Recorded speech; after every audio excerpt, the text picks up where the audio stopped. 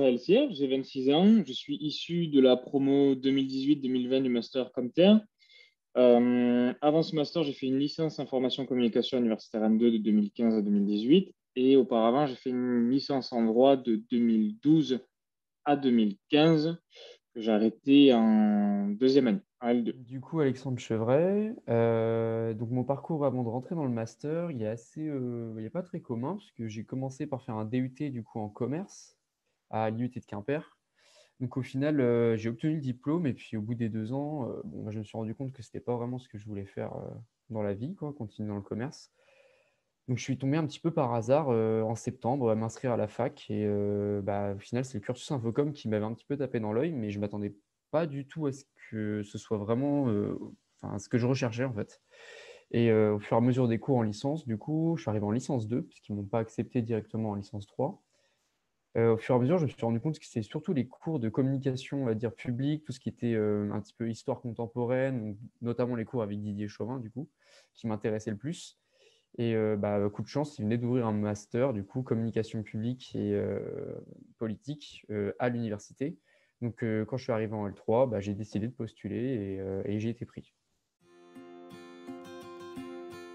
Au niveau des stages, moi, j'ai fait le choix de faire un stage en Master 1 parce que j'avais déjà quelques expériences du coup de stage dès le DUT et j'ai vu qu'à la fac, c'est vraiment ce qui manquait en fait. C'était l'obligation d'avoir des stages.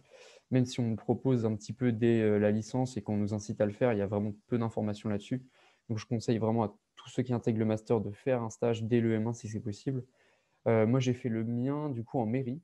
J'ai fait ça avec un chargé bah, du coup j'ai fait ça avec, dans le cabinet du maire, en fait, avec la personne qui était en charge de tout ce qui était communication, justement, du maire. C'était à la mairie de Saint-Avé, plus précisément. Donc, c'est dans le Morbihan. C'est une mairie d'à peu près 12 000 habitants.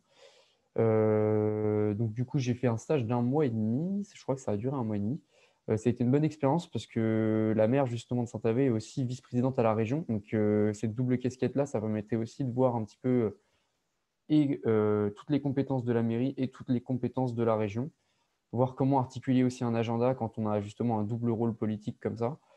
Donc c'était une expérience vraiment cool. Actuellement, je suis pas en train de travailler dans le domaine politique, mais c'est vraiment une expérience qui m'a donné l'idée de faire pourquoi pas ça plus tard, quoi. Et en M2, du coup, je suis tombé par hasard sur une offre du coup du département d'Ille-et-Vilaine. Alors, je suis tombé sur cette offre pendant que j'étais dans mon autre stage. Et j'ai postulé. Il est resté 2 jours avant de candidater, avant la fin de candidature. J'ai été reçu à l'entretien, puis j'ai été pris.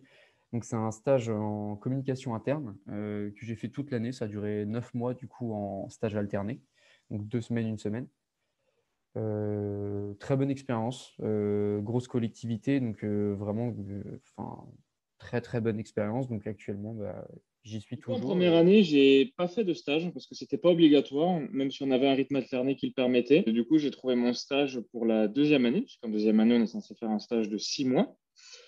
Du coup, moi, j'ai fait un stage dans une agence de conseil en communication qui a changé de nom durant mon stage. Donc, quand je suis rentré, elle s'appelait Phileas. Et en janvier 2020, elle s'est appelée Y, qui est basée à Rennes. Et j'étais assistant chef de projet digital. Donc, j'ai fait des missions de webmastering, de community management et de chargé de communication éditoriale de manière un peu globale sur certains clients de l'agence. De ces 2 ans de master, ce que j'en retiens, c'est quand même c'est d'avoir pu mener ces projets aussi semi-professionnels tout au long de la formation, que ce soit en première année ou en deuxième année. Voilà. Malgré tout, la dénomination master professionnel permet aussi, avec la présence d'intervenants extérieurs, de consultants professionnels ou même de profs, de professeurs de tout horizon, comme notamment Christian Lebar, permet un peu d'élargir un petit peu le champ pur de la com universitaire. Donc, c'était les avantages de ces 2 années, surtout en deuxième année, malgré, euh, malgré un second semestre Covidé.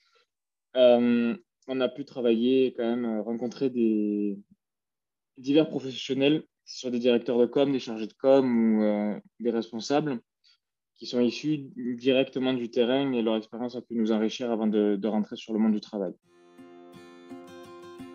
Donc du coup, comme j'ai fini le master en septembre, bon, malgré le petit décalage avec le Covid, on avait possibilité de rendre le diplôme un peu plus tard.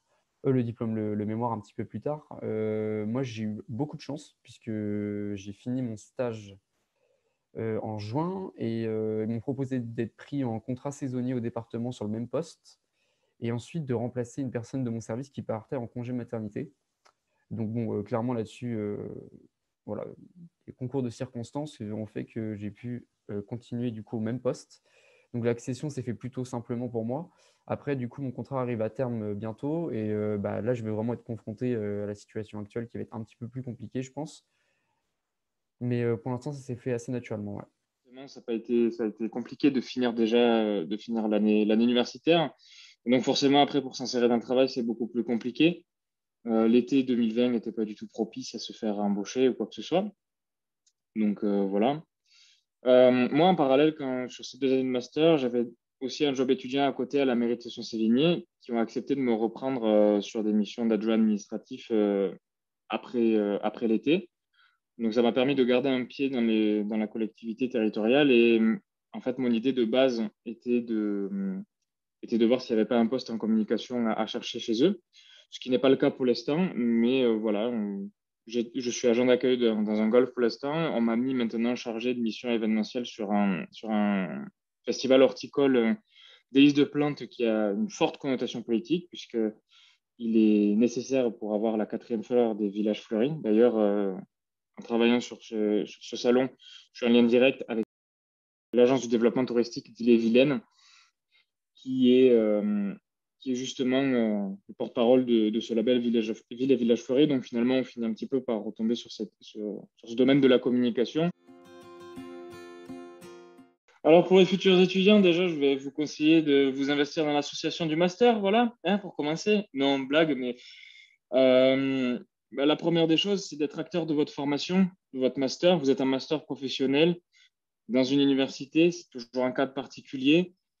Toutes les expériences que vous pourrez prendre à côté, que ce soit stage, que ce soit les expériences semi-professionnelles que vous pouvez avoir en cours de formation, en lien avec les professionnels qui sont affiliés à la formation, faut y aller à fond. Faut démarcher des stages dès que possible, hein, dès la main si vous en avez l'occasion. Franchement, n'hésitez pas. Et un des derniers conseils que je donnerais, en tout cas, pour cet aspect communication publique en vue de votre insertion professionnelle, c'est de vous renseigner aussi sur les concours de la fonction publique. C'est vachement important, je pense, pour la suite.